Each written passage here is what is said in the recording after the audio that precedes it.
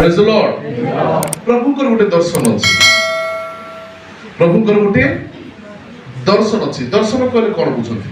କିନ୍ତୁ ସେମାନେ ଗୋଟେ ଦର୍ଶନ ଦେଖିଥିଲେ ଯେ ଗିର୍ଜାଘର ଏମିତିର ତିଆରି ହେବ। ହଁ, ସେଟା ହଉଛି ଦର୍ଶନ। ମୋର ଦର୍ଶନ ଯେ ଆଗକୁ 100 ଜଣ ପାଳକ ମୋର ହୁଅନ୍ତୁ, ଏବେ ପର୍ଯ୍ୟନ୍ତ ନାହାନ୍ତି। 100 ଜଣ ପାଳକ ହୁଅନ୍ତୁ, ଆମର 100ଟା ମଣ୍ଡଳୀ ତିଆରି ହଉ ଆମମାନଙ୍କ ମଧ୍ୟରେ, ମାନେ ଏଇଟା ହଉଛି ଦର୍ଶନ ଯୋଉଟା ହେଇନାହିଁ, କିନ୍ତୁ ମୋର ମନରେ ମୁଁ ଦେଖି ସାରିଲିଣି ତାକୁ। ମୁଁ ଦର୍ଶନ ଗୋଟେ ଦେଖିଥିଲି ଯେ ଏମିତିଟା ଘର ତିଆରି ହେଇନଥିଲା, କିନ୍ତୁ ମୁଁ ଘରକୁ ଦେଖି ସାରିଥିଲି। ସେଟା ହଉଛି ଦର୍ଶନ। କେତେ ଜଣ ବୁଝିଲେ? ବୁଝିଲେ? ହାଲେଲୁୟା। ଈଶ୍ୱରଙ୍କର ଗୋଟେ ଦର୍ଶନ ବିଷୟରେ ଆମେ ଟିକେ ପଢିବା, ଠିକ ଅଛି? ପ୍ରକାଶିତ ବାକ୍ୟ 7କୁ ଯିବା, ଆମେ 9ରୁ ପଢିବା। ଏଟା ଦେଖୁଛୁ ଆମେ, ଏଟା ଯୋହନ ଗୋଟେ ବିଷୟ ଦେଖୁଛନ୍ତି, ପ୍ରଭୁ ତାକୁ ଦେଖାଉଛନ୍ତି ଯେ କଣ ହେଇଛି, କଣ ତତ୍ପରେ ମୁଁ ଦେଖିଲି, କଣ ଦେଖିଲେ ସେ ଅଗଣ୍ୟକ ସର୍ବଜାତୀୟ ଗୋଷ୍ଠୀ ଆରମ୍ଭ ପଢନ୍ତୁ। ଏହାପରେ ମୁଁ ଦୃଷ୍ଟିପାତ କଲି, ଆଉ ଦେଖ ସର୍ବଜାତୀୟ ସବୁ ଜାତିର ଲୋକ। ଆଚ୍ଛା, ମହାନଦେଶରେ ଆମେ କଣ କହିଲେ?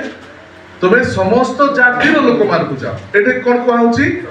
ସର୍ବଜାତୀୟ ଆଉ ସର୍ବଗୋଷ୍ଠୀୟ ସର୍ବବଂଶୀୟ ଓ ସର୍ବଭାଷାବାଦୀ ଅଗଣ୍ୟ ଏକ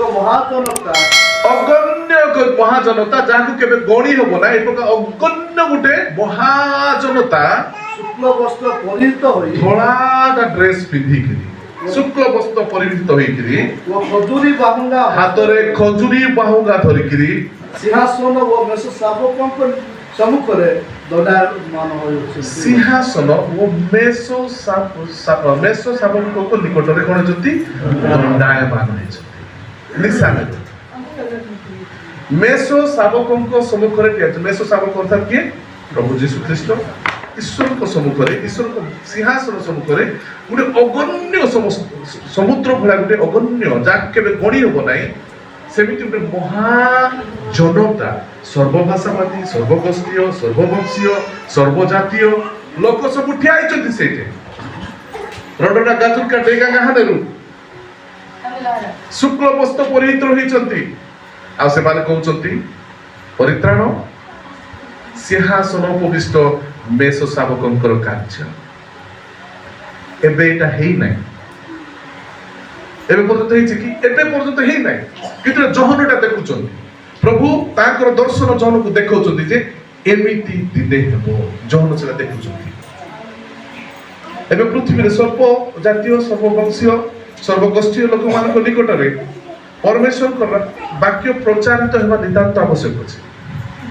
ଏଇଟା ପ୍ରଭୁଙ୍କର ଦର୍ଶନ ଅଛି ଯେ ସବୁ ଜାତିର, ସବୁ ବଂଶର, ସବୁ ଦେଶୀୟ, ସବୁ ଲୋକମାନେ ପ୍ରଭୁଙ୍କ ସମ୍ମୁଖରେ ଠିଆ ହେବାର ଆବଶ୍ୟକ ଅଛି।